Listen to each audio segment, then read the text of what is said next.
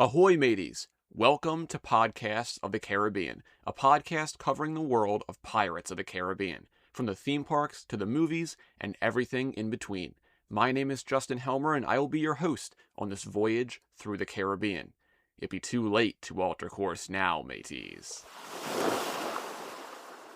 Hello, and welcome back to Podcasts of the Caribbean. This is episode 61, and in today's episode, we are going to be talking about two in-universe Pirates of the Caribbean books. Now, what do I mean by in-universe? Well, that means that while these books were written by real people, they are credited as being written by fake characters to give off the notion that the book you're reading has been pulled right out of the universe it's supposed to belong in. These books are mostly information-based, as they include biographies of characters, locations, and other interesting facts about the universe. And there just happens to be two of these books that both released in 2007. They include The Secret Files of the East India Trading Company and The Pirates Code/Guidelines. Both of these books are technically written by an in-universe character, with The Secret Files of the East India Trading Company credited to someone named Sir Thomas Faye, who we'll learn about in a little bit. And The Pirates Code/Guidelines was apparently written by none other than Joshamee Gibbs.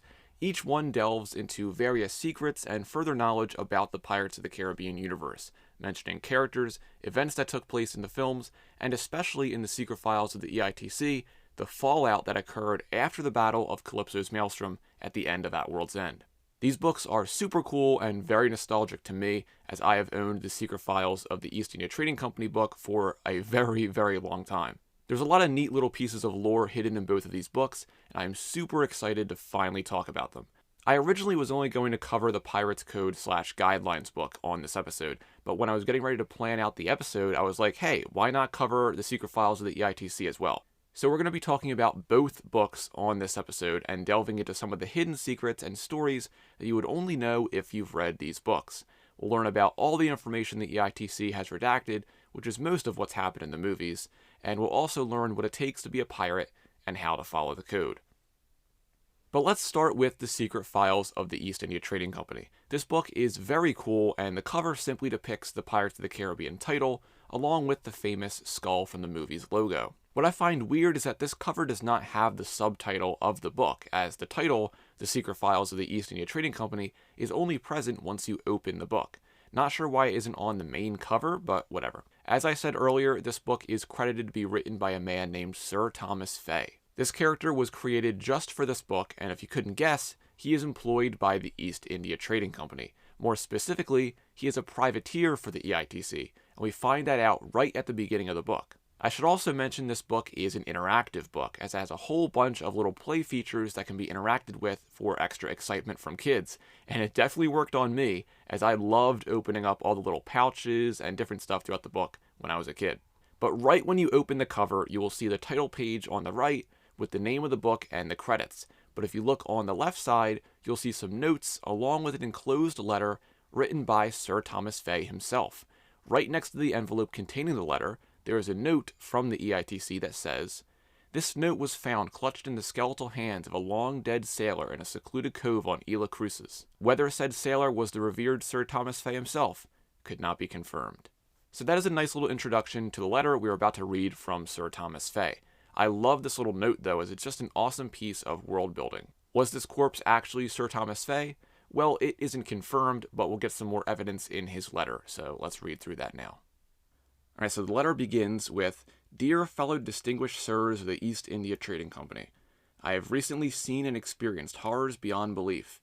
After having narrowly escaped a maelstrom, I was forced into hiding. But during this time of self-imposed seclusion, I have not shirked my duty to the Crown, and perhaps more important, to the Company. Enclosed in this dossier is all manner of information I have managed to compile on our sworn enemies, the heinous, uncivilized Pirates of the Caribbean. Some points herein are drawn from first-hand accounts. Most are the product of rumor and hearsay, but regardless of whether or not I have verified my sources, I have included the information. After what I've seen, any disbelief concerning the legends of the seven seas that I once harbored has been vanquished. I can only hope this vital information finds its way into your hands, the good and courageous men of the East India Trading Company, and that you, in turn, can use it to mount a force capable of defeating the global pirate scourge once and for all. We may have lost the battle that terrible night of the Maelstrom, but mark my words, we have not lost the war. Regards, Sir Thomas Faye, privateer of the East India Trading Company. Postscript. I beg of you, believe what you read here. Tales of cursed pirate ships, sea beasts, and men returning from the dead filled these pages. Daydreams of a man driven mad by the long days at sea and the scorching heat of the Caribbean sun, you will say, no doubt. But no, by all that's holy, these stories are true. I have seen with my own eyes the great destruction the vile lot catalogued within these pages it's caused. Alright, so that letter introduces the book as a whole, essentially, and shows that Thomas Faye actually survived the Battle of Calypso's Maelstrom, which took place at the end of At World's End. After surviving that, he went into hiding and then compiled all the stories found in this book. Now, did Thomas Faye end up dying on Isla Cruces? That is left up to your imagination. But let's actually dive into the contents of the book. The first section is titled The Watch List and has illustrations and profiles of the main characters of Pirates of the Caribbean. There is a short note from Thomas Faye here as well, so let's read that. Throughout these files, you, the good men of the East India Trading Company, will find invaluable information. I have worked tirelessly to include herein both pirate fact and pirate fiction. I have learned that no information should be discarded, as the thin line between reality and the supernatural seems thinner, or worse, non-existent in the pirate world. Although the entirety of these files is of utmost importance and should be regarded carefully, the pirates appearing on these next pages are of particular concern. I feel it my duty to preface this dossier with an introduction to some of the Seven Seas' more heinous villains. Each pirate profile is accompanied by a woodcut image of that scoundrel, to make identification of the fiend simpler should you encounter him, or her. Some of these brigands are deceased, but as you will learn, pirates do not seem to stay dead for very long. So I beg you, be on guard, even when your rational minds tell you to be at ease. Note, this is but a short list. Do not doubt that a myriad of other pirates sail the Seven Seas, ready and able to attack. So the pirates shown on this page include Jack Sparrow, Davy Jones, Will Turner, Elizabeth Swann, Hector Barbossa, and Sao Feng. Each profile contains their status, known relatives, and special notes, so let's read through these real quick. So first up we have Jack Sparrow, and status says Resurrected, Active Pirate. Known relatives, the pirate Lord Teague, relationship unclear, but reports indicate that Teague is Jack Sparrow's father. Of special note, every person I have spoken with while compiling these files, without exception, has at least one tale of the wily Captain Jack Sparrow. Next up we have Davy Jones, and it says status deceased. Of special note, once a mortal pirate, he was later saddled with the responsibility of ferrying the souls of deceased sailors to the land of the dead. Jones is believed to have met his demise during the Great Maelstrom. Next up we have William Turner Jr., and status for him says unknown, rumored to be the current captain of the Flying Dutchman. Known relatives, William Turner Sr., Elizabeth Turner, née Swann, suspected wife, son, name unknown, suspected. Of special note, the son of a pirate, Mr. Turner has double-crossed the crown and the company on more than one occasion. Then next up we have Elizabeth Swann, possibly known as Elizabeth Turner. Status, unknown, believed to be an active pirate. Known relatives, Governor Swan, deceased of Port Royal. William Turner, suspected husband. Son, name unknown, suspected. Of special note, I have learned that at the most recent convergence of the Brethren Court, Miss Swan was elected Pirate King. If this be true, she is a tremendous threat to our civilized ways and the key figure in the battle which cost the company our flagship, the Endeavour, as well as our beloved Lord Becket. Moreover, she is rumored to have wed the pirate William Turner Jr., and further reports indicate the two scoundrels now have a child together. Then we have Barbossa. Status, resurrected, active pirate. Of special note, I have confirmed through a number of sources that Barbossa, the former and now restored captain of the Black Pearl, and great rival of Jack Sparrow, was indeed dead for some time. Of course, this qualifies him as extremely dangerous. After all, how do you kill a man who seems to be able to live forever? And then lastly, we have Sao Feng. Status, deceased. Of special note, before his demise, Sao Feng was perhaps the most powerful pirate lord in the world. Our men succeeded in disposing of Sao Feng, another in a long chain of victories for the company. Then after that page, the next section is Geographic Curiosities, where we have another note from Thomas Faye. So it says, charting our territory. Since our arrival in the New World, the East India Trading Company has been charting the territory and researching the most effective trade routes. Lord Cutler Becket, may his good deeds on this earth be rewarded with a graceful eternal sleep, made it his duty to fill in the blank areas on the world map. I have obtained here, by way of an expert company cartographer, small reproductions of the large-scale world map that the good Lord Becket had created. You will see the map in its earliest stages below. Notice the New World is hardly recorded, like a great and wonderful beast emerging from a thick fog, ready and waiting to be tamed. And the taming happened quite rapidly. You will see in the second reproduction above that as the company made greater headway in the Occidental regions, more routes were established, and the world itself appears on paper as in reality, more structured and more uniform. It benefits from the rigors of clear borders and the glory of order. Chaos, in this version of the map, is on the verge of extinction. We have nearly succeeded in remaking the full world by our own design. Pirates, ye be warned. Your days are numbered, as evidenced by the glorious completed map to your left. The civilized world is quickly transforming your own, cleansing it of its wild treachery. And along with that note, it also highlights some key locations from the movies, including Singapore, the Pantano River, which if you don't know is where Tiadama resides, Isla Cruces, Shipwreck Island, Port Royal, and Isla de Pelagostos. Now, in the short description for Isla de Pelagostos, it states that Jack Sparrow narrowly escaped being consumed on at least 2 occasions. I think this gives further proof of something that happens in The Curse of the Black Pearl, where Jack tells Murtagh and Mulroy, and then they made me their chief. A lot of people like to speculate that Jack was talking about the Pelagostos there, and I think this book kind of confirms that. So that would then mean that what happens in Dead Man's Chest is technically his second time being chief. Of course, this isn't fully confirmed, but you can believe what you want. The next section devotes an entire page to each of the main characters, starting with Captain Jack Sparrow. This contains an illustration of Jack, along with a whole bunch of other small bits of information scattered around the page. But most importantly, there is another note from Thomas Faye, so let's read that. Captain Jack Sparrow is perhaps the most notorious pirate in all the Caribbean, if not the world. Not much is known of the man, and what is known is shrouded in mystery and hearsay. In my research, I have heard more tell of Sparrow than any other pirate. I have pared down the information listed here to the things about this vicious pirate that I most certainly believe to be true. It is important to note that although Sparrow is indeed wildly untrustworthy, he often aligns himself with individuals of a far superior character, and at one point was even in the employ of our very own East India Trading Company. But know that any civil and honest behavior he demonstrates is most likely a ruse to shadow his selfish intent.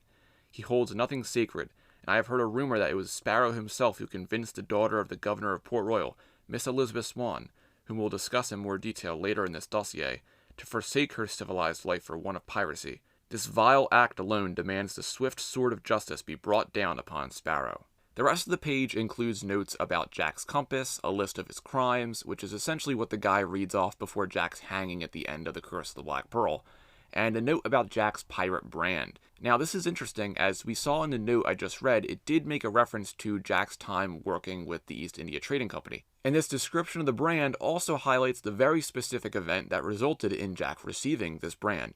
We all know what that is, but I'll just read it just because. Sparrow can be identified by the pirate brand P. Sparrow was marked with this brand by the company's very own Lord Cutler Becket, rest his soul, after Sparrow refused to sail with the cargo assigned to him by the East India Trading Company. That the cargo was human is not to be considered. Sparrow was given an order, and he refused to abide by it, instead releasing the slaves. Behavior such as this is proof of Sparrow's wild and erratic nature, and of his piracy. So yes, this book specifically mentions how Jack freed the slaves he was assigned to transport, which resulted in Becket branding him as a pirate. Obviously this is not new information, but this is yet another piece of Pirates media that reinforces this event. This is literally in every piece of Pirates media but the actual movie, which is just crazy. But before we move on to the next character, the next page is actually focused on Young Jack Sparrow, which is super cool. They used a cover art from the books and some of the illustrations from the books as well, and it details some events from the book series, which is super cool to see.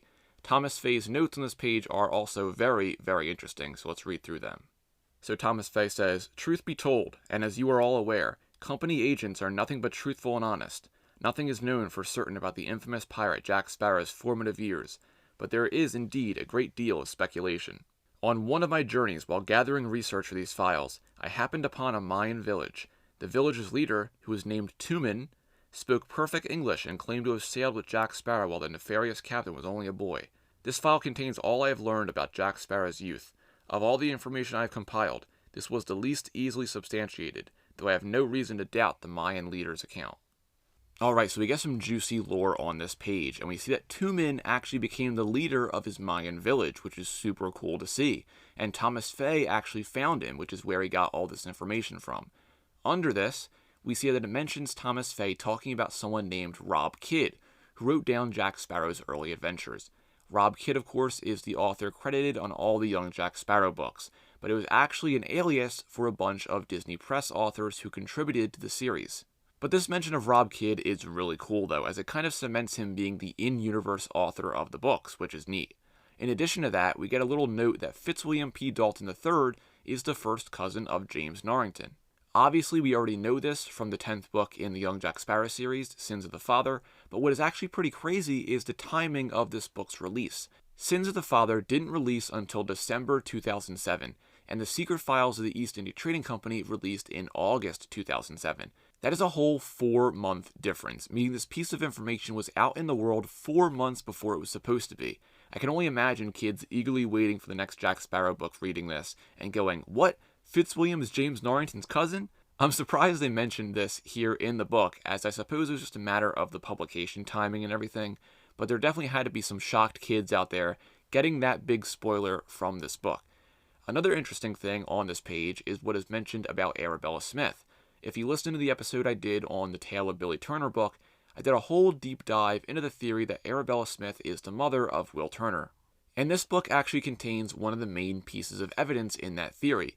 In the description of her, it states, Arabella Smith is the daughter of a pirate, wed a pirate, and is mother to a pirate. Obviously, daughter of a pirate is referring to her mother, Laura Smith, and who she married is very much hinted at being Bootstrap Bill Turner, given the two of them fell in love at the end of the Young Jack Sparrow series.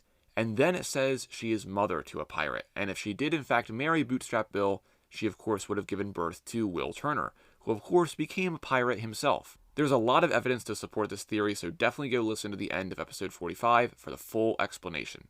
And speaking of Will Turner, the next page is all about him. It's the same layout as the Jack Sparrow page from earlier, with an illustration of Will, along with little pieces of information about him.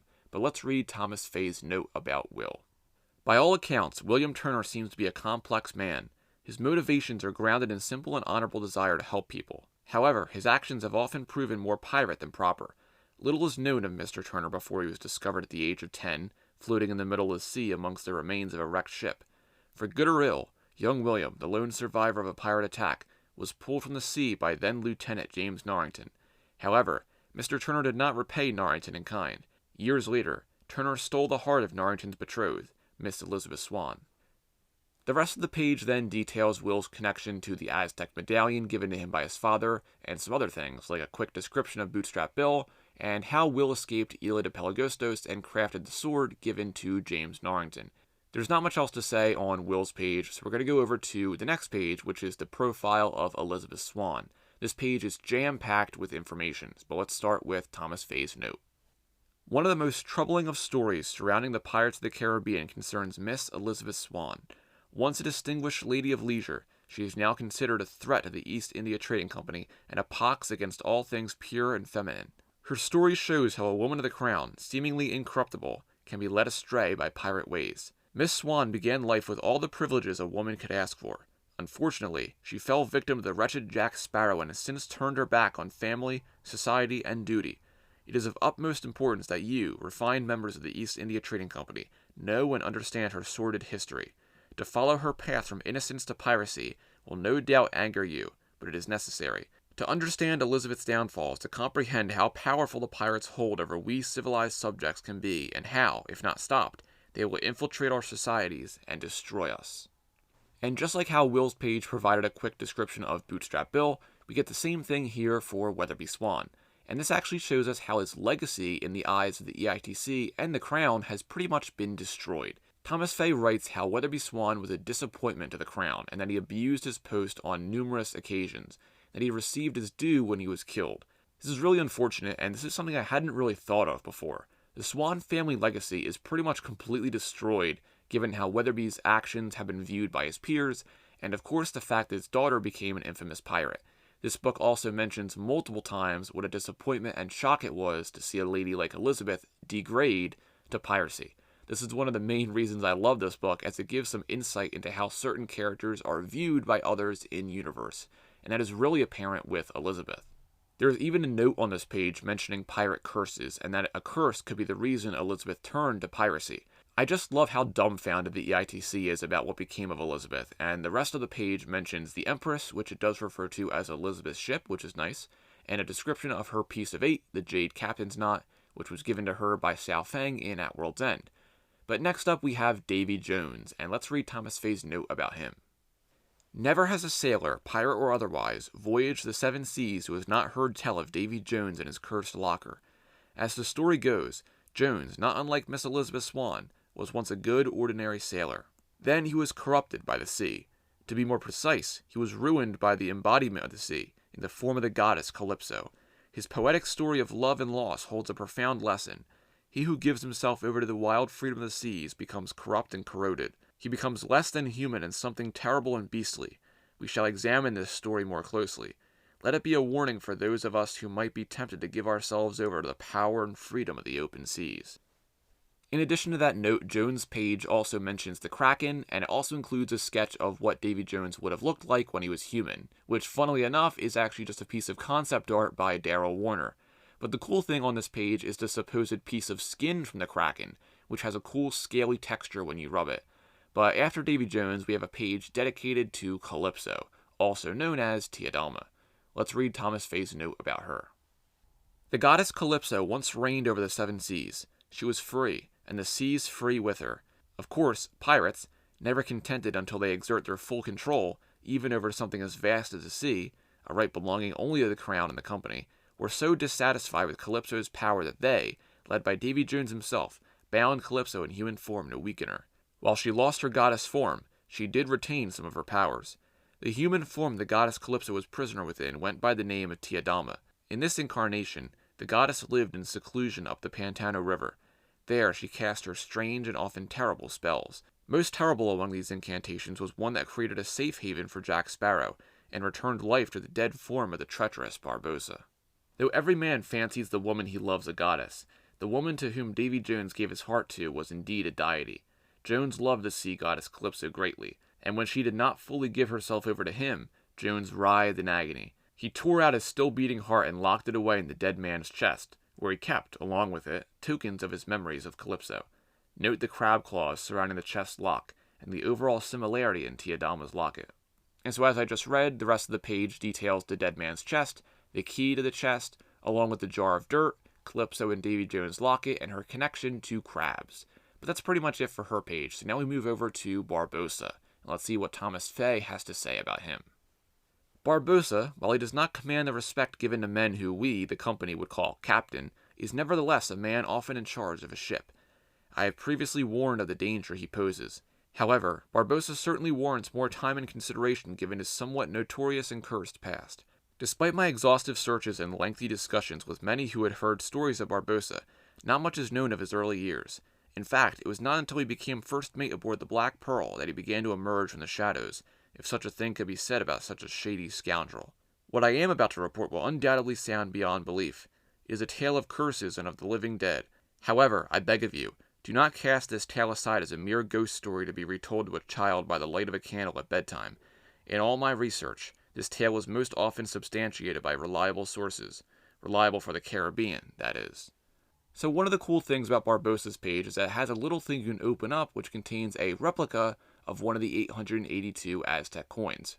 It's just a shiny gold piece of cardstock, but hey, it's still very cool. The page details the Aztec curse and how Barbossa came back to life, but it also has a little section where Thomas Faye tells a story about how he encountered a sailor who was aboard the Dauntless when it was attacked by the cursed crew. And this sailor drew a depiction of the crew walking at the bottom of the ocean. This illustration is actually just a piece of concept art by Simon Merton for The Curse of the Black Pearl, but it is one of my favorite pieces of Pirates of the Caribbean concept art. Next up, there are 2 pages that detail the Black Pearl and the Flying Dutchman. So let's read Thomas Faye's notes about the Black Pearl. For much of this log I have warned against the evils of pirates, but one should not forget that without a ship, a pirate is nothing but a dirty, unkempt, and vile man. A ship provides these fiends with the thing they value above all else. Treasure? Nay. Rum? Again, no. What is this most important thing which a ship provides for these unfortunate souls, then? It is freedom. Freedom to sail, to explore. Freedom to terrorize.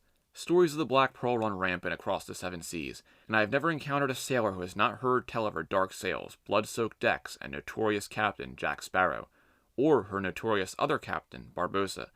It is important that members of our company know her well. Awareness of her history will assist a sailor in avoiding conflict, and if caught in battle with this evil ship, such information will assist a civilized man in emerging victorious. It is said this ship has been to the depths of Davy Jones' locker and back, not once, but at least twice. If the stories be true, she did not return by natural means. The first time, she returned as a result of a deal made between Jack Sparrow and Davy Jones himself. Sparrow bargained to bring the ship back so he could captain her for 13 years. I am not sure of the price he agreed to, but I suspect it was to join Jones' crew aboard the Dutchman. The second time the Black Pearl returned from the depths, it was supposedly with the help of the dangerous mystic/goddess, Tia Dalma. Now, I think my favorite part of this page is a section with an attached film still of Jack Sparrow from Dead Man's Chest. But what makes this part so great is how Thomas Faye talks about how the man who painted the portrait specializes in the most realistic of renderings, and that is one of the artist's finest works and appears almost lifelike. It's just a cool little detail that I find really funny. Next up we have the Flying Dutchman, so let's see what Thomas Faye had to say about this ship. Prior to the Maelstrom, the Flying Dutchman was a terrible haunted ship. The graceful lines, full sails, and sloping decks that normally adorn a vessel of such grandeur had been coated with a barnacled hull, tattered sails, and a slimy brig. Like something from a terrible dream, she prowled the seas searching for the dead and dying, at times even traveling under the water. From my now defeated colleagues of the company, I have gleaned a hint of the ship's history. I hope that what I share with you is enough to keep you out of harm's way. To understand the Flying Dutchman, one must truly understand the motivation of her previous captain, Davy Jones. Jones lured sailors into servitude with promises of a prolonged life. What he did not tell the wrecked victims was that this would be a life full of misery and evil. For each man who signed on to sail with Jones quite literally became a part of the ship and sea, unable to escape and at the mercy of a cruel and heartless captain. As I have mentioned, according to most reports, the Dutchman is no longer under the command of Davy Jones, and her cursed crew has been returned to human form. During the Maelstrom, it has been said that Jones was killed by the pirate William Turner. With Jones's death, the ship was restored to her former glory and is now a gleaming and lustrous white. Given this recent development, it is fully possible the Dutchman now sails between this world and next, bringing sailors to a peaceful rest as was her original charge. But if the stories of Davy Jones' death are nothing more than idle gossip, then he and his ship still roam the seas looking for new crew members.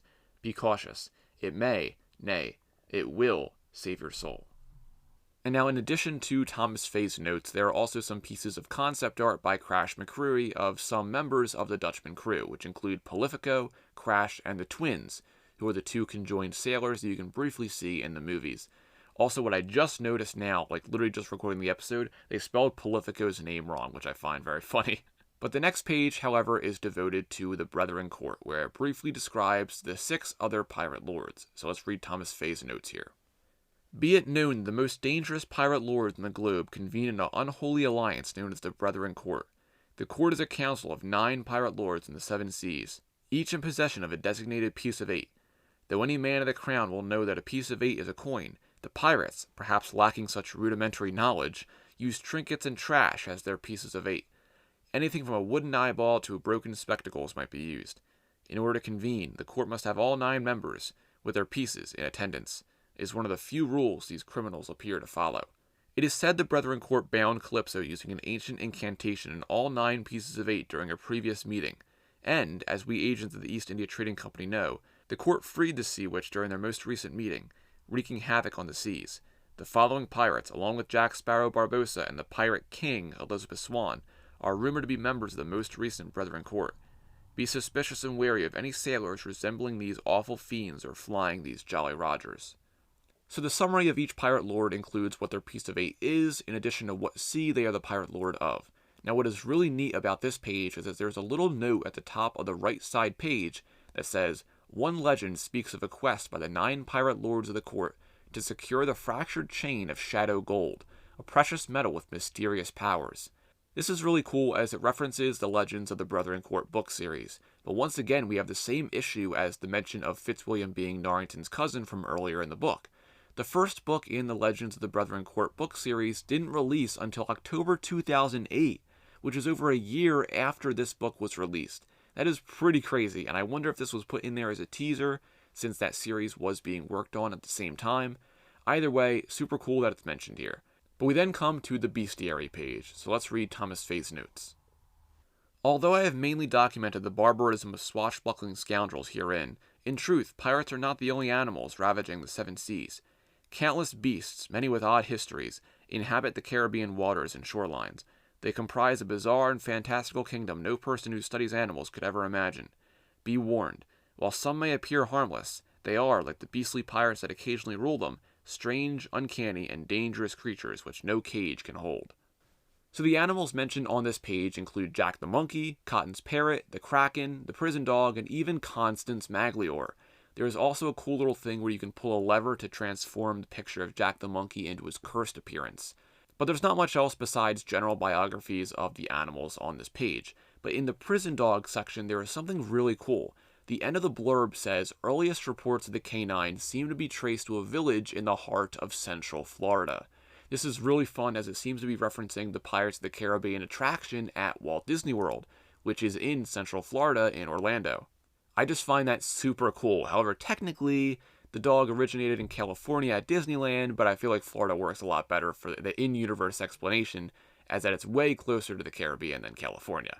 But lastly, we come to the final page, which is dedicated to the East India Trading Company themselves. So let's read Thomas Faye's last note. Up until this point, I have cataloged and included information on only the dreaded pirates and cursed beings of the seven seas. But this dossier would not be complete without acknowledgement of the brave men who sail our waters in an endless struggle to defeat the pirate threat and to bring the light of civilization to the darkest reaches of the world. I have reserved this section to memorialize those brave souls who have gone to rest in the name of the crown. And so, here in this dossier, as will surely be the case where our final history is written, the last word belongs to the East India Trading Company. So this section also contains some blurbs about the two most notable EITC figures, those being Lord Cutler Beckett and Admiral James Norrington. I haven't mentioned it yet, but I love how throughout the book, every time Beckett's name is mentioned, it's always followed up with a version of "May he rest in peace." That, of course, continues in the little blurb about him, where it says, "May he be blessed with a well-earned eternal slumber." We also see that James Norrington, despite his rocky path, seems to still be held in high respect by the EITC, where Thomas Faye says, "His example is one to be applauded and followed." But the last little section of this page has the credits for all the artwork used throughout the book, and there is even a little note from Thomas Faye about it. And the note says, "I, Sir Thomas Faye, would like to personally thank the artists who contributed to this important project with their artwork. An undertaking such as this would not be possible without the visual guides they have provided for the reader. I have made every effort to correctly acknowledge each artist and apologize to them, should I live long enough to share this work, for any unintentional errors or omissions." I love they added that there, as it really enforces how this is meant to feel like it popped right out of the Pirates of the Caribbean world. But that is it for the Secret Files of the East India Trading Company. This book is super cool, and I have a very big soft spot for it. Let me know if you owned or used to own this book back in the day. But let's transition over to the second book we're covering today, which is named The Pirate's Code/Guidelines, a book for those who desire to keep to the code and live a pirate's life, which is credited to be written by Joshamee Gibbs himself. Now, this book is once again an in-universe book, but as we'll see in a moment, the book we have today is a scan of the original, and they invented a whole story as to how it survived through time. You probably have no idea what I'm talking about here, but let's read the back cover of the book for a bit of information about this. Disney Editions is honored to present a facsimile reproduction of a lost treasure, one pirate's self-published recollections of the Pirate's Code, which he considered to be more actual guidelines, and the knowledge he acquired during his many years on the account. Author Joshamee Gibbs was first mate to the legendary Captain Jack Sparrow, pirate lord of the Caribbean, and as such, he literally went to the ends of the earth and back in his adventures. Rumors of the existence of this book have circulated for generations. However, no complete edition of this book had ever been discovered until now. Also reprinted are pieces of artwork, ephemera, and letters found within, plus handwritten comments and a personal inscription to an unknown recipient, verifying this copy was in the author's possession. This book is a scan of the original, presented for your enjoyment and education in the hopes that Joshamee's words will help you keep to the code. So this book is apparently a complete scan of the original text, which happened to be found at some point in time. It also mentions there's handwritten notes to an unknown recipient, which further proves this is an original copy. But this story is only just unraveling, as right after you open the book, the very first page has a note that makes this extremely interesting. So let's read through that. So the note starts off with the same stuff from the back cover. It says, "Dear reader, Disney Editions is honored to present a facsimile reproduction of a lost treasure, one pirate's self-published recollections of the Pirate's Code, which he considered to be more actual guidelines, and the knowledge he acquired during his many years on the account. Author Joshamee Gibbs was first mate to the legendary Captain Jack Sparrow, pirate lord of the Caribbean, and as such, he literally went to the ends of the earth and back in his adventures. Rumors of the existence of this book have circulated for generations. Bits and pieces of Joshamee's knowledge have surfaced through the years, passed down among seafarers whose ancestors claim to have owned or read a copy. However, no complete edition of this book has ever been discovered, until now. With the advantage of 20th century technology, one of the most legendary ships to be lost at sea, the Titanic, was located and explored, and among the many mysteries that were solved as a result of this was a confirmation of the existence of Gibbs' book. Inside a highly decorated chest was a sealed, intact copy of the Pirate's Code. After changing hands several times, the book found its way to an antiquarian book dealer, which happened to be the mother of an editor at Disney Publishing.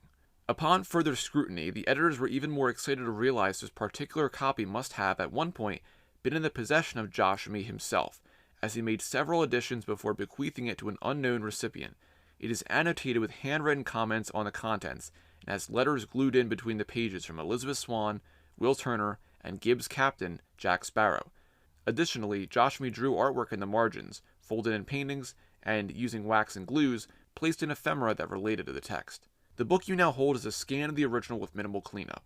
We offer it for your enjoyment and education in the hopes that Joshamee's words will help you keep to the code.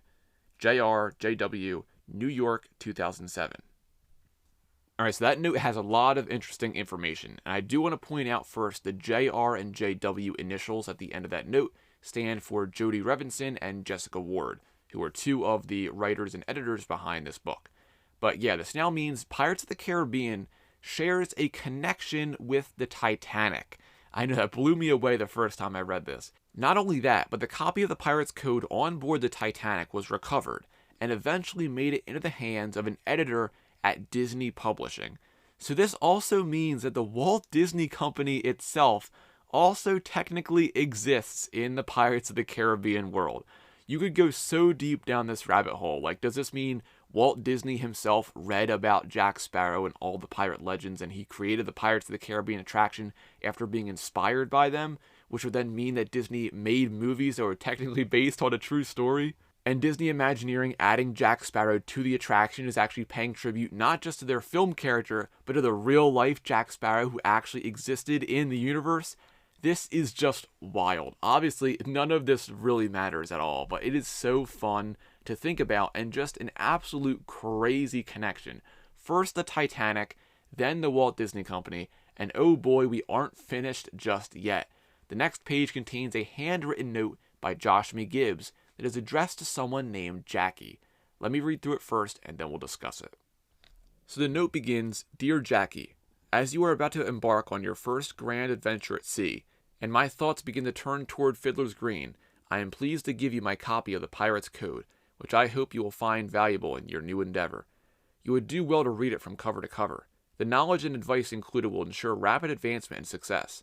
As well, over the years, I've added in some personal observations that I think will make this more enjoyable, as I have to do with a few of our common acquaintances. I've also left in some letters and sketches that always reminded me of my own grand adventures. But I add here a most important caution. I've always enjoyed telling the stories of my time on the account, as much as I've enjoyed hearing stories from others. Once, when Jack and Will and I were in Tia Dalma's shack, seeking the location of the Flying Dutchman, she started to tell me the story of Davy Jones. The way she told it, his troubles began when he fell in love with a woman. But the way I had heard it was that it was the sea he had fallen in love with, and I told her so. She countered, same story, different versions, and all are true. I agree with her. The stories I'm telling are written the way I heard them or the way I saw them. You may hear the same story told a completely different way, and all you hear will be true, even if it isn't true, and perhaps the only person who could understand that would be Jack Sparrow. May the goddess of the sea show you her favors, and though the waters may take you far away, may your heart's compass always lead you back home. Joshamee." Alright, so we see at the very beginning that whoever Jackie is, they are preparing to venture out onto the sea for the first time, and we see Gibbs say, "And my thoughts begin to turn toward Fiddler's Green." Now, if you haven't heard of that before, Fiddler's Green is an afterlife commonly associated with sailors. There have been many mentions of this over the centuries, beginning in 1811 with Edward Rose's The Sea Devil or Son of a Bellows Mender. This book was the first time Fiddler's Green was mentioned in literature, and it would be brought up countless times through literature and music as the years passed. But for a brief summary, it was an afterlife for sailors that has served 50 years or more at sea. And as the name suggests, there is a fiddle that never stops playing and dancers who never tire. Some descriptions of this place are bad, while others are good. But with Gibbs mentioning the afterlife, it's pretty easy to say that he is writing this note toward the end of his life. By this point, I would assume Gibbs is an old man, a retired pirate and sailor, but we still need to figure out who Gibbs is addressing this note, and the book as a whole, too. That person's name is Jackie, and at first glance, you would assume this is Jack Sparrow, but no, Jack is mentioned in this note, so it can't be him. We already know this is an older Gibbs writing this, so my theory is that this is one of his descendants. This could either be his son, a grandchild, or even a nephew. We don't know for sure, but given this person is named Jackie, who is most likely named after Jack Sparrow, I think it would have to be either a son or a grandchild. Now that brings up a whole bunch of other questions, like if it is his son or grandchild, who did Gibbs marry and have children with, and we'll never know the answers to any of those questions. But my personal theory revolves around this being Gibbs' nephew. Why? Well, as we'll see later in the book, we get mentions of Joshamee Gibbs' sister, who is named Margaret. We know from a letter later in the book that Margaret is getting married, so it's very plausible that Margaret had a son, and maybe they named him Jackie. But this is all up to personal belief and speculation, and you can headcanon who you want Jackie to be. Either way, it is a descendant of Gibbs either directly or from another part of his family. But that leads us into the book itself, so let's dive right into the opening section. So this book contains a lot of information, and while there's a lot of cool things we're about to cover, I am not going to go through every piece of standard pirate information. This episode would be insanely long if I did so, and I'm assuming most of you are here for the Pirates of the Caribbean parts of stuff like this. So we're going to move through some of this real-world pirate stuff pretty quick. I do recommend getting this book if you're a Pirates fan, as it does have information like parts of a ship, the division of loot among crew members, and how much money injured crew members receive, and stuff like that. I will mention it when we get to those sections, but I'm going to skip over them mostly because it's pretty generic pirate info that you could learn from a whole myriad of pirate books. We are mostly going to be focusing on the Pirates of the Caribbean specific parts of this, which brings us to the foreword and the section about the Brethren Court. So we begin with the foreword. As I look back on the exploits of my life, having spent most of my days at sea on all manner of vessels, honest and otherwise, I feel my hand straying toward the quill rather than the compass. Reader, in your hands you hold one pirate's knowledge of life on the account, including information academic to conducting a life at sea, as well as a generalized summary of the pirate's code as far as I have surmised it. The code is a sanctified instrument outlining the proper rules of engagement and protocol both on and off the high seas, among pirates as well as foes, and to a lesser degree those of a friendlier sort. It is my hope that the sharing of knowledge shall contribute to the community of pirates and allow each to dispense their vocation with accuracy and endurance. The next section is called the Brethren Court. Made up of the great pirate lords, the Brethren Court has been the governing body of the high seas as far back as the dawn of civilization, a time when the waters were untamed, the world a rougher place, and a sailor made his own fate. At the first meeting of the Brethren Court in the days before the great Hellenic Society of Greece was founded, the pirate lords who made up this body bound Calypso, the goddess of the sea, in human form. They sealed her fate with 9 pieces of 8, so the rule of the seas would belong to men. These pieces of 8 are now passed down throughout generations as each pirate lord names his or her successor to the court. It was at the second meeting of the Brethren Court the pirates' code was set down by the captains Morgan and Bartholomew and recorded in the Piratic Codex. The court holds that the code is a law, but through my experiences, I would consider they are more actual guidelines. Subsequent to the creation of the code, new members of the court were appointed, including the keeper of the code, who was its protector and herald. Upon request, the keeper of the code will interpret the code as written, clarify points of contention, and announce his findings to the pirate lords. The keeper designates his or her successor. The keeper is assisted by the carriers of the code. These 2 men deliver the Piratic Codex to the pirate lords when so ordered by the keeper of the code. This position cannot be transferred and is held until mortal demise. At times when the very existence of pirates seems imperiled, and the brethren wish to declare an act of war against a common adversary, they can do so upon the agreement as the election of a pirate king. A pirate king is selected by a vote of the 9 pirate lords of the court. Prior to nomination, the king must fulfill the following 3 requirements. The applicant must captain a ship, swear by the code, and have killed a man. Once these prerequisites are proved, the elected king is sworn in by the keeper of the code. duties of the Pirate King are detailed in the Piratic Codex and include declaring war, assembling forces, and fashioning strategies. The method of summoning a court is in the form of a song. Now, on the next page, the book contains the lyrics to Hoist the Colors. But afterward, it says, I've been told the third meeting of the Brethren Court ended badly. The fourth meeting of the court was called by Captain Barbossa, Pirate Lord of the Caspian Sea. I was present, as were Captain Jack Sparrow and the newly instated Captain Elizabeth Swan.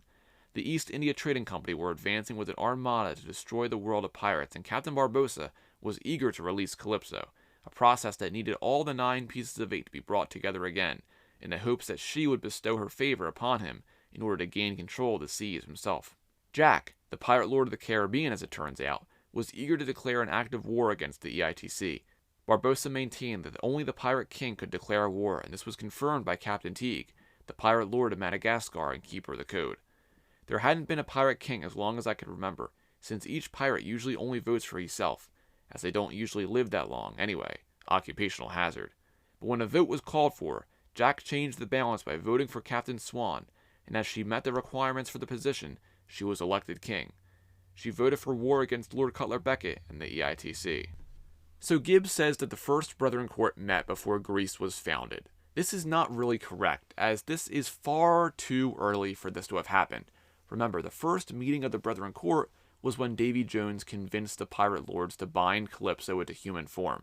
There is no way that Davy Jones, an assumed 17th century sailor, was alive before Greece was formed, which mind you was around 500 BC.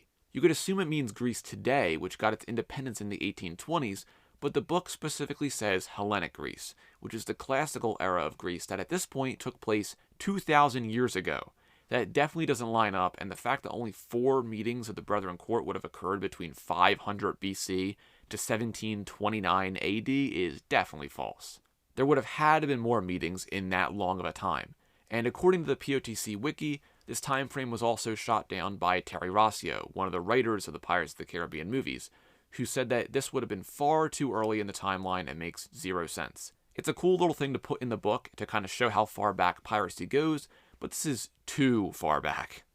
After this, we have a page that contains illustrations of Mistress Ching, Gentleman Jocard, Capitan Cheval, Villanueva, Amon the Corsair, and Tree Sambaji. Something to note, though, is that these illustrations here are very early concept art of these characters, so they do not look anything like the characters we see in the movies. There is also a map that shows which sea each pirate lord rules over, which is cool. However, they did spell Villanueva's name wrong on this page, which is very funny. But after that, we go to Section 1, which is named the Pirate's Code. This section contains a lot of standard pirate information, like the division of spoils, payment for various injuries, what to do if you're marooned, pirate wardrobe, pirate slang, and stuff like that. Like I said, I won't go too in-depth on these things as it's standard information not exclusive to this book, but the first thing I want to highlight is on the compensation for injuries page, where it lists various injuries and how much said injured pirate is paid in pieces of 8. On the list, it shows losing an eye gives 200 pieces of 8, but there is a note from Gibbs saying that Ragetti got 300 for his eye. And on the next page, there is a piece of concept art of Ragetti as a skeleton, wearing the dress he wears at the end of the Curse of the Black Pearl, and Gibbs notes here that Ragetti should have gotten compensation for wearing that dress. The next page goes over shares of provisions, various kinds of pirate foods, and even a recipe for hardtack. But the page after focuses on weapons, and there's a neat illustration of Jack's pistol on this page that points out all the parts of the weapon. The next page lists other common pirate weaponry, and we have a few notes from Gibbs here that all relate to Will Turner. So some of his notes include, just give your sword to Captain Turner, he'll fix it up right good for you. If Will hadn't had his father's knife, he never would have cut his way out of the net filled with explosives and rum when the Kraken attacked. Will Turner throws his axe with mighty precision. And so along with those notes, we aren't done with Will yet, as the next page is called Sword Fighting Essentials by Will Turner. This page is really cool, and I'm going to read this as Will gives some great sword fighting tips, and there's also some more notes from Gibbs. So let's get a sword fighting lesson from Will Turner himself. Lesson 1. Choose your blade. Selecting the right weapon for one's environment and skill level is of the utmost importance. The best way to know a weapon is to forge it, and Gibbs has a note here that says, he should know. Made one for that trader Norrington of folded steel and gold filigree. And then Will continues, a rapier or small sword will be the appropriate choice for a gentleman's duel, especially when there is ample room to maneuver. These blades tend to be long, narrow, and double-edged. However, a cutlass or saber is ideal for fighting at close quarters, such as on board a ship. These swords have broader blades with one sharpened edge, highly effective for slashing attacks. Lesson 2. Take a stance. Learning the proper fencing stance is essential for maintaining one's balance while engaging in combat. The feet are placed shoulders width apart and perpendicular to each other, with the leading foot pointed at your target. And Gibbs has a note here that says, "Try that on a runaway mill wheel." Then Will says, "The knees are always bent, as though you were about to sit down in a chair. The shoulders and torso face away from the opponent so as to present as little target area as possible." Lesson 3. Vary your parries. The basic fighting moves are thrust, lunge, parry, and riposte. To thrust, one extends the sword in the direction of your target, keeping the arm straight and the palm up. This move is often followed by the lunge, which rapidly closes the distance between you and your opponent. With the leading foot, take a large step forward, bending deeply at the knee and extending with the back leg, while keeping the back foot planted firmly on the ground. And Gibbs says here, not if you're upside down or hanging from a boom. But Will continues and says, the parry is a defensive move, used to deflect the thrust of an opponent. Variations include the lateral, circular, and semicircular parries. And Gibbs' other note here says, or Elizabeth's double-fisted parry. Always be mindful to vary parries in order to keep your opponent guessing. Follow up a successful parry with an offensive thrust, called a riposte. Sword fighting is equal parts mental and physical. Sharpen your skills with daily practice. Keep your wits about you, and always try to anticipate your opponent's next move. And Gibbs says down here, use any means necessary to send any scurvy bilge rat right down the Davy Jones locker. But after that, the next thing I want to highlight is on one of the next pages, which has the rules to play Liar's Dice, which is pretty neat. There's also a note from Gibbs here that says, some pirates have nothing to wager, save their years of servitude on the Dutchman. After that, we come to the page focusing on pirate wardrobe. There's a cool early piece of concept art of Barbossa here by Daryl Warner, and also a note from Gibbs, so let's read that note. Barbossa likes real big hats. Turner's got a penchant for long plumes, and Jack Sparrow, never seen a man so devoted to his hat, and how he uses it. I've seen Sparrow drink out of his, trap vicious beasts with it, and use it to protect his coins or booty. But after this page we come to a letter that is addressed to Gibbs. There are a few letters from various characters throughout this book, but this is the first of 2 letters from Elizabeth Swan. So let's see what Elizabeth has to say. So she begins, Dear Mr. Gibbs, I was so pleased to receive your latest letter regarding the recent engagement of your sister, Margaret. Please send her my congratulations. From what you've told me of her, she must have a very sweet disposition, and I should very much like to make her acquaintance. As I am sure you're aware, I myself was recently bound for the altar. Unfortunately, circumstances arose that prevented the ceremony from taking place, and I found myself in possession of a wedding dress that seemingly could not serve any further purpose. Heaven forbid that any such thing should happen to your lovely sister, but on the slightest chance that she meets a similar predicament, the following counsel may prove useful. Should a jilted bride require transportation aboard a ship in order to rescue a fiancé in need, or merely to escape the scene of a wedding dress can be employed as a means of influencing the ship's destination. Sailors, being quite superstitious folk, are wont to believe in the existence of ghosts, and a white wedding dress being puppeteered from the rigging can instill fear in all manner of stout-hearted seafarers. The fabric of the gown can also be utilized when patching sails, or as an aid in slowing descent when jumping from ship to ship. And in the event that a bride should find herself tragically marooned or stranded on a deserted island, a wedding dress can be fashioned into a hammock, rigged as a shield from the sun, or burned in a signal fire. I do hope your sister never has any cause to consult these ruminations, and please convey my wish to have tea with her at her earliest convenience. Warm regards, Elizabeth. So this letter is where we find out about Joshamee Gibbs' sister, who is named Margaret. Margaret had just recently gotten engaged and is getting ready for her wedding. Elizabeth gives some tips on what to do with a wedding dress if a situation arises, which we know Elizabeth has some experience with. There's no date given on this letter though, so we don't know exactly when it takes place, but I would assume it's after At World's End, given the events of Dead Man's Chest have already happened, and At World's End was only a few months after that, so it would have to be sometime after the films. And like I said, this is the first of 2 letters from Elizabeth, and we'll get to the second one in just a moment. The next page, however, talks about tattoos, beards, and hair. There is a note here from Gibbs that talks about the reindeer bone that Jack wears in his hair. So this note says, don't believe whatever Sparrow says about how he got that reindeer bone. He'd never survived the cold that long. He probably got it from Tia Dalma. And under that note, there's a little postcard that Gibbs pasted in, and his note says, Purchased at Drake's Apothecary, Carn Lane, Tortuga. This postcard is an advertisement for a company named Ayers Hair Vigor, which apparently restores gray hair to its natural vitality and color. The artwork here depicts a bunch of mermaids trying some of the product from a case they pilfered from a sinking ship on the left side of the postcard. The ship is on its side and looks very similar to what happens to the HMS Providence in On Stranger Tides, where the mermaids overtake it and pull it under the waves. I don't know if that was an intended connection here, given the book came out 4 years before that movie, but that is what it reminds me of. But on the next page, we have the second letter from Elizabeth Swann, so let's read that. So this letter is dated May 14th from Tortuga. Dear Mr. Gibbs, I sincerely hope that this letter finds you well and that a fair wind fills your sails.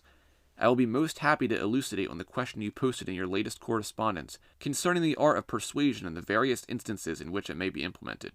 First, you must understand that being a woman provides its own unique sort of leverage when it comes to masterful negotiating. With a tilt of her head or a purse of her lips, a woman can turn the fiercest man into the most malleable putty. However, I also find a loaded gun to be quite helpful when I discovered my quarry to be, shall we say, reluctant. For example, when I needed Lord Beckett's signature on the letters of marque that could ensure Will's freedom, I walked into Beckett's office equipped with my feminine wiles and a pistol at the ready. In the event that a person with whom you are negotiating requests that you enhance your offer, I find that cocking the pistol is usually sufficient enticement. When striking bargains with pirate captains, the same principles of persuasion apply. However, if you do not have a weapon at hand, you will find that most pirates are disinclined to acquiesce to your request. Any additional leverage, such as an invaluable piece of treasure or a bit of vital knowledge, can prove indispensable in these instances.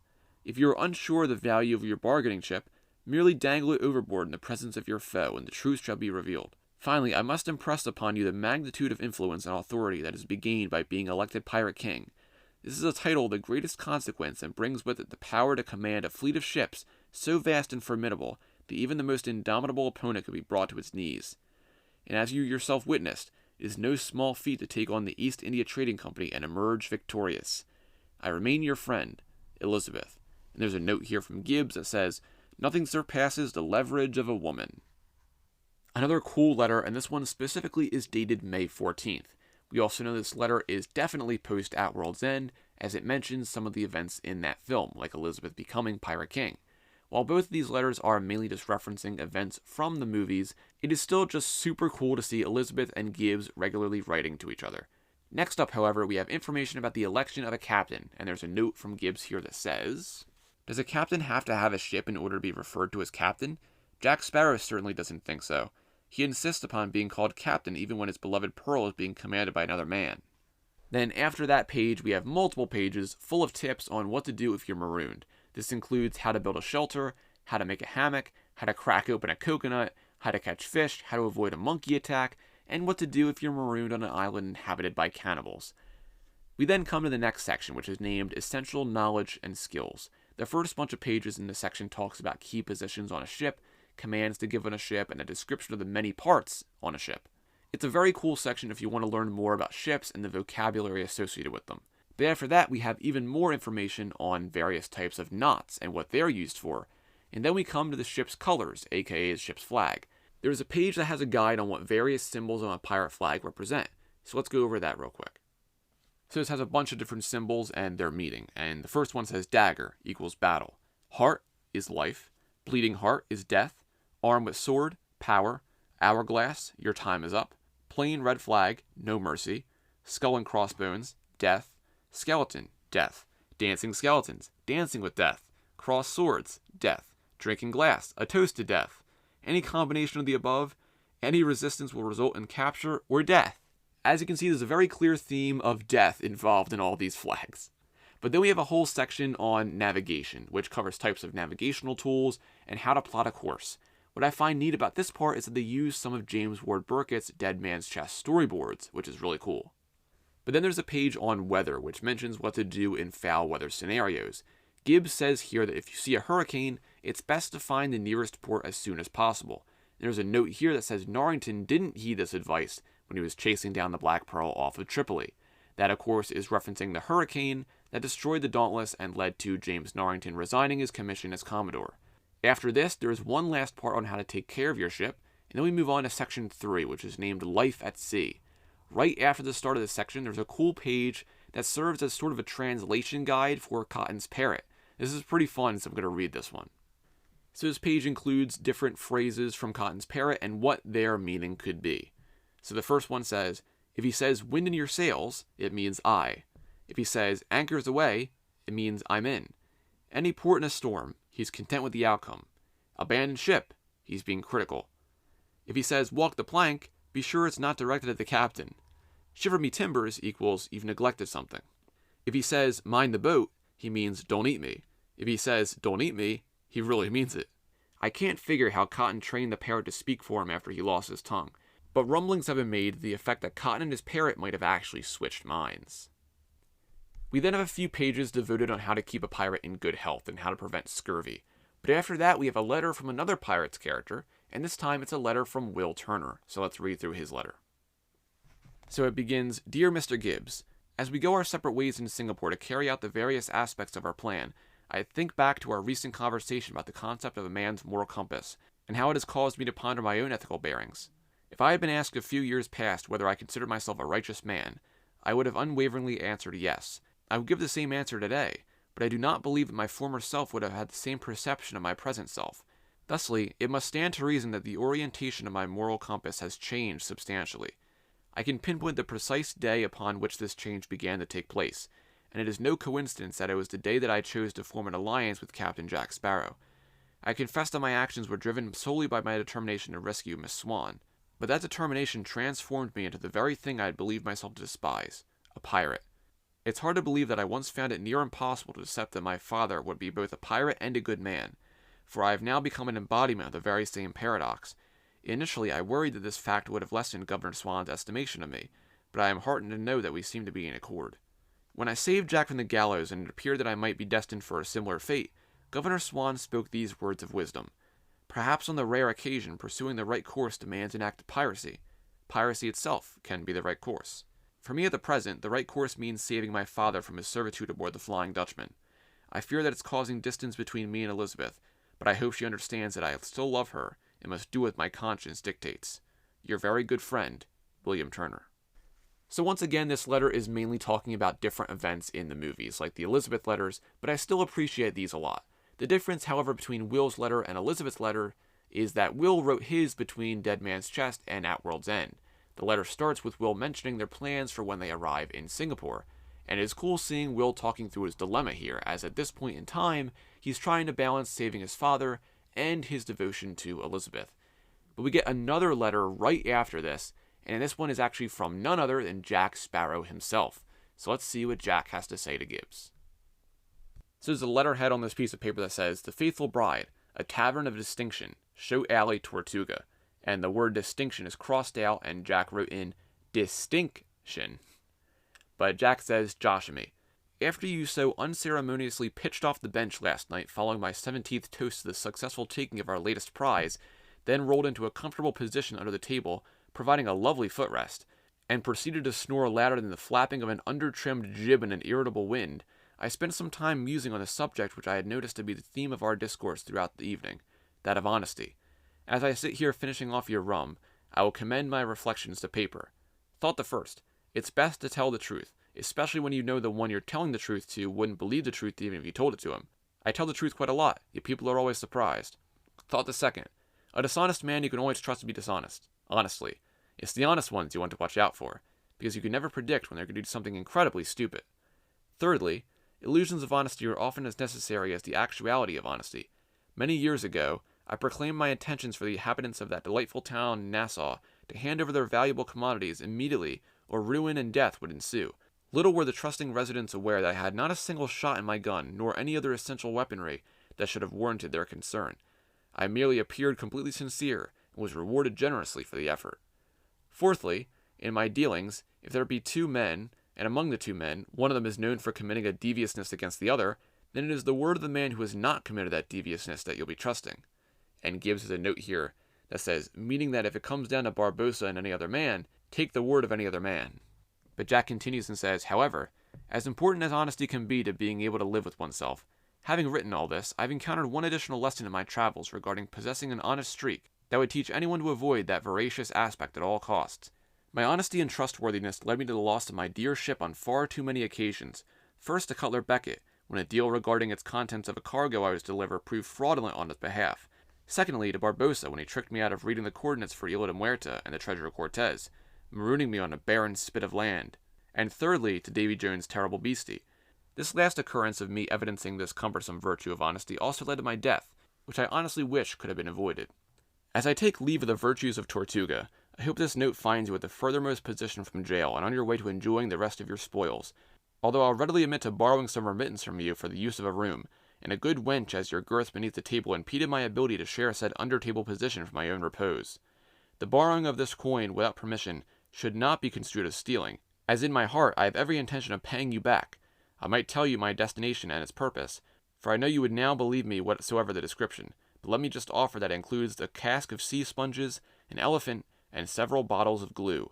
Your sincerest friend, Captain Jack Sparrow. So this letter is without a doubt the longest of the bunch, and it does the same thing as it references a bunch of events from the movies and some of Jack's iconic lines. And when we even get a mention about Cutler Beckett seizing the Black Pearl, then the Wicked Wench, for Jack refusing to transport a specific load of cargo. This cargo, of course, were the slaves that Jack freed, which resulted in him being branded a pirate. Once again, another mention of this event, and it won't be the last mention in this book. But after Jack's letter, we come to the bestiary in this book, and this bestiary only contains mythical creatures. It contains mermaids, sirens, krakens, and selkies. There's a long note from Gibbs here that mentions what happens in the second book of the Young Jack Sparrow series, which is named The Siren Song. So Gibbs writes, Jack once told me a tale from his youth when the crew of the Barnacle, his first ship, came under the spell of a siren song. Jack made a deal with the sirens to release his shipmates by promising to give them his greatest treasure. Well, only a young Jack Sparrow would have made a deal like that. He should have stuffed wads of cotton in his ears. I wonder if he ever made good on his promise. We then come to section 4, which is named Beyond the Sea. That is crossed out and replaced with Here Be Monsters. This section is all about legends, curses, and myths of the sea. The first part in this section has to do with supernatural items, and it mentions the jar of dirt here. But on the next page, it's titled The Land of the Dead, and describes both the Fiddler's Green and Davy Jones' Locker. Let's read this page to get some more insight on both of these places. So for the Fiddler's Green, it reads, If a pirate has made his apologies for his wayward life, and sought and received pardon for his misdeeds, he may be fortunate enough to be offered residence in Fiddler's Green at his final judgment. Here there's eternal calm and joy. Here the fiddler's fingers never rest and dancers never tire. To get to Fiddler's Green, an old pirate puts his oar over his shoulder and walks inland until he reaches a place where the villagers ask him what he's carrying. There he will receive a bottomless mug of grog, an eternally smoking pipe, and a seat in the sun as a local inn, where he can watch beautiful maidens dancing for the rest of time. And then for Davy Jones' Locker it says, An unseasoned salt may be wont to believe that Davy Jones' Locker is merely the bottom of the ocean, the final resting place for sailors lost at sea. But I can attest that the true meaning of the locker is as difficult to pin down as a loose sheet in a hurricane. Davy Jones will send a dying tar to the locker if he refuses Jones' offer of servitude aboard the Flying Dutchman to delay his final judgment, or if he crosses the evil captain. Since condemnation to this location is based on Jones' punishment of the sailor in question, I assume the nature of the locker is a manifestation of each man's personal hell. For Jack Sparrow, it was a vast desert where the Pearl sat, unable to sail. So not only do we get a good description of the Fiddler's Green in the Pirates of the Caribbean universe, we also get confirmation that Davy Jones' Locker is different for each person and is their own personal hell. This is mentioned by Gibbs in one of the deleted scenes for Dead Man's Chest, and gives a lot of insight into the actual concept of Davy Jones' Locker as a whole. Super interesting, and just goes to show how frightening Davy Jones' Locker actually is. After this, we have a section devoted to the Malkoon map. This book actually contains the history of the Malkoon map, and also some other destinations that are on the map as well. So let's read this section. I have heard a few stories about how this chart came to be. It seems an ancient Chinese emperor sent out a special cadre of his best explorers to travel to the ends of the earth, seeking the secret knowledge that lies at the far reaches of the world. Their task was to find not just the geographical information, but also to map out the metaphysical and metaphorical realms that could be reached by means other than conventional travel. The explorers, who traveled over endless miles of sea and land, returned years later after countless adventures to compile the final map and present it to the emperor. The emperor realized the value of the map and instead of making it available to everyone, hid it away to protect its secrets. I was also told, in an interesting variation on this story, that the explorers came back 100 years later, not having aged a day. Then Gibbs' note says, there was Chinese writing all over it, which Tai Hong, of the Haipeng, told me were names of possible destinations: the Sea of Stolen Memories, the Thousand Tree Mountains, Blue Dream River, Dancing Sand Beach, and Beautiful Goddess Island. I've got to get the coordinates for that.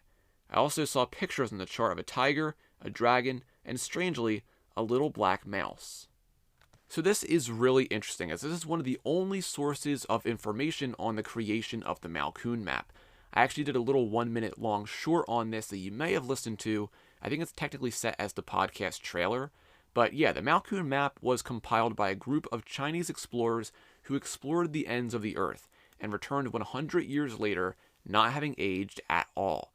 Really interesting lore behind one of the coolest artifacts in the franchise. We also get some additional locations on the map, which include Sea of Stolen Memories, the Thousand Tree Mountains, Blue Dream River, Dancing Sand Beach, and Beautiful Goddess Island. These are super cool and really interesting other locales that exist somewhere in the Pirates universe. I also love that Gibbs mentions a little black mouse on the map, which of course is referencing the hidden Mickey that was put on the Malkuhn map as an Easter egg. After this, there is a section on Tia Dalma and another separate section about Calypso. Everything written here is information we already know, so I'm going to skip past this.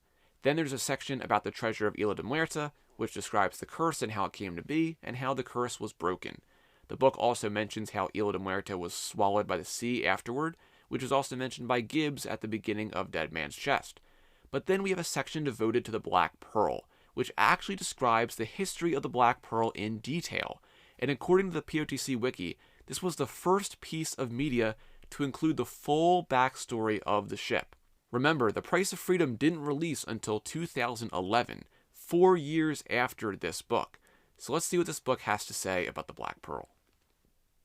So Gibbs writes, "You may have heard rumors of a ship with black sails that was so fast it might be uncatchable. Many years ago it was said to be crewed by the damned and captained by a man so evil that hell itself spat him back out. That man was Hector Barbosa, under the curse of the Aztec gold. Sightings of the Black Pearl have been reported all over the world, ranging from Madagascar to Newport to Singapore. One story I've heard whispered is that the Pearl was originally the well-known merchant ship the Wicked Wench, captained by Jack Sparrow back when he was an honest seaman, ferrying cargo to and from Africa. Cutler Beckett, on behalf of the East India Trading Company, commissioned Captain Sparrow to pick up a cargo, which Jack agreed to do. But when he found out the cargo was human, Jack refused to be involved. Furious with Jack's unwillingness to close the deal, Beckett tracked down the ship and set her ablaze. She sank to a watery grave. Not much is known about the events that occurred after that, as much of Jack's past is mirrored in a thick fog. Somewhere in the midst of all of it, Beckett unjustly branded Jack a pirate, leaving a mark that had nothing to do with Jack's past, but would have everything to do with his future. Jack loves that ship more than his own life. That's why he made a bargain with Davy Jones, and I wish I'd been there to witness the negotiations, to raise the ship from the bottom of the ocean, but neither he nor the ship were the same since. She emerged a ghost ship, her sails tattered and her hull blackened. Jack renamed her the Black Pearl, and turned to a life of piracy. In return for Jack's soul, Jones allowed him to captain the Pearl for 13 years. Sadly for Jack, the ship was taken from him after only 2 years when his first mate Barbosa led a mutiny. After many years, Jack got his ship back, but went down with her when the Kraken pulled her down to Davy Jones' locker. He came back up with it, and Barbosa, when he was rescued. It's been a constant battle between the two captains ever since." And then Gibbs has a note here that says, "Jack may have fallen behind, but I could not follow the code and leave him behind." So a super sweet little note from Gibbs at the end there, but not only does this book mention the Black Pearl's original name being the Wicked Wench, but it also mentions Jack working for the EITC and trading cargo to and from Africa.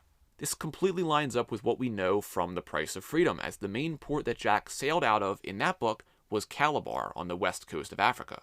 Of course, the book also mentions Jack refusing to transport a cargo of slaves, to which Beckett branded Jack a pirate and sank the Wicked Wench. All this information lines up perfectly with what happens at the end of The Price of Freedom, and given that this is mentioned in so many pieces of Pirates media, I wonder if this full outline of the event was given to A.C. Crispin in advance so she could write it into The Price of Freedom, or if it was the other way around and she just happened to plan this out way in advance. Now, the last section of the book details Davy Jones and the Flying Dutchman, and all this information is stuff we already know. However, there is one final note on the last page written by Gibbs that I want to read for you all. So Gibbs says, "Nowadays, when I see the flash of green off the rolling waters, I think of those fortunate souls who are passing to the reward, shepherded by a fair and noble captain, whose heart is truly in the right place. At my final hour, I'll be glad if I'm given the chance to shake his hand and tell him what a good man he is. But just the same, he better greet me with some rum. Okay, I love this little note, and it actually gets me a bit emotional because, of course, we know Gibbs is talking about Will here. He's glad the Flying Dutchman is now captained by a noble man who is performing the original duty of the ship. And I love the last part where Gibbs says he hopes he's fortunate enough to shake the man's hand and tell him what a good man he is. I love this so much. And, of course, with the events of Dead Men Tell No Tales, Will is no longer the captain of the Flying Dutchman, so that begs the question, what happens to the ship now the curse is broken? I have absolutely zero clue, but hopefully we get some answers about that if we end up getting Pirates of the Caribbean 6. But that now brings us to the end of the Pirates Code / guidelines, and the end of this episode. I've had a lot of fun talking about both of these books today, and all the little juicy bits of Pirates of the Caribbean lore they contain. I love these types of books that delve into stuff like this, and I feel like they don't make many of these in-universe tie-in books anymore.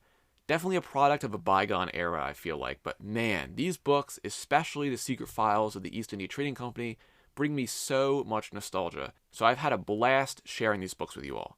Let me know if you own these books as well, or if you don't, I recommend buying one of these from a used book site. They are super fun to look through, and the Pirates Guidelines book especially has a lot of standard pirate information too, if that's something you want to learn more about. But thank you so much for listening to this episode, and thank you if you've left a rating or a review wherever you listen to the podcast. I still can't fathom all the support that I've received these past few years, and I consider myself super lucky to be in this position and getting to talk about Pirates of the Caribbean endlessly. Next time, we're going back into the comic world one last time to cover the 4 issues in the Beyond Port Royal comic series that was released in 2017 by Joe Books. They take place right after the Curse of the Black Pearl, and they are super fun. Thank you once again for listening to this episode, and I'll see you next time to talk about some more Pirates of the Caribbean comics. Take care. Podcast of the Caribbean is in no way affiliated with Disney. If you want to send me an email or a question, you can send it over to podcastofthecaribbean@gmail.com. You can also follow this podcast on Instagram and Threads at Podcast of the Caribbean, and over on Twitter /X and Bluesky at PodcastPOTC. I post fun content and trivia, so make sure to check those platforms out. You can also buy merchandise for the podcast over on TeePublic and Dashery. Be sure to keep a weather eye on the horizon, and always remember, dead men tell no tales.